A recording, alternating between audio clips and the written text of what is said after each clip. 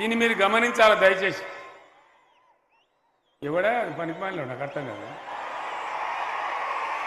ఇంకేం పని లేదా? ఎవరా మీ పక్కకు లేరా మనిషి వాళ్ళన్నా కానీ పట్టుకోండి అని.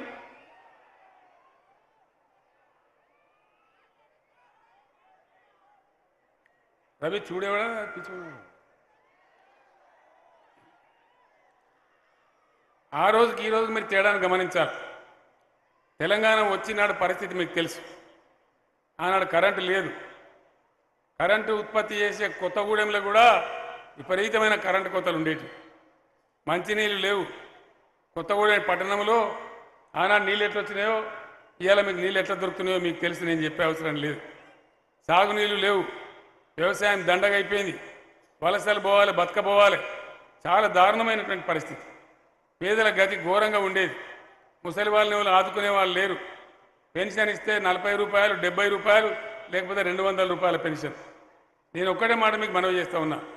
ఆనాడు చెట్టుకోగలు గుట్టుకోగలైనటువంటి తెలంగాణ ఒక దరికి తేవాలని చెప్పి ఒక పాలసీ ప్రకారంగా ముందు కరెంటు బాధను తీసేసుకున్నాం. ఇలా కరెంటు బాధ లేదు. అదేవిధంగా మంచినీళ్ళ బాధ లేదు. కంప్లీట్గా మంచినీళ్ళ బాధ తొలగిపోయింది. కరెంటు అప్పటికిప్పటికీ అసలు పోలిక కూడా లేదు. ఇంకా యాదాద్రి పవర్ స్టేషన్ అయిపోతే మరొక 4000 మెగావాట్ల విద్యుత్ శక్తి మనకు యాడ్ అవుతా ఉంది. దాంతో చాలా అద్భుతంగా మనం ముందుకు పోయే